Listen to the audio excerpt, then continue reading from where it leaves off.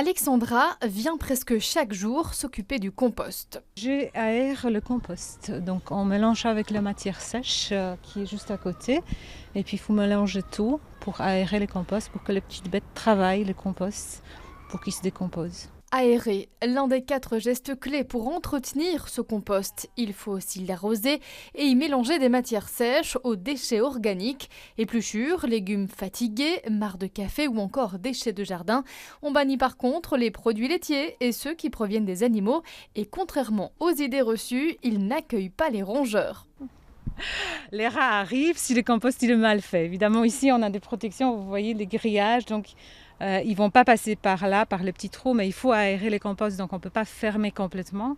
Donc les grillages permettent de l'aération du compost, mais empêchent des rats de rentrer. Ce compost-ci fait partie de la petite ferme Park Farm. Il est partagé par tous les habitants du quartier qui n'en ont pas à la maison, faute d'espace ou d'un bout de jardin. Pour avoir un compost chez soi, l'ASBL Worms, qui propose des formations, épingle plusieurs options. Il y a le vermicompostage, donc ça c'est avec des verres que vous avez dans votre cuisine. Eux, en échange, vous donneront de la matière organique après à mettre du compost à mettre dans vos plantes directement. Il y a aussi le bokashi, ça c'est une méthode en 2 temps.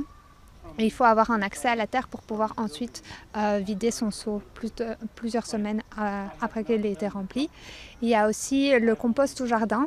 Donc ça, effectivement, il faut avoir un jardin. Le tri des déchets alimentaires est obligatoire depuis mai 2023. Le compost permet de réduire ses sacs oranges et d'obtenir en fin de parcours un engrais 100% naturel.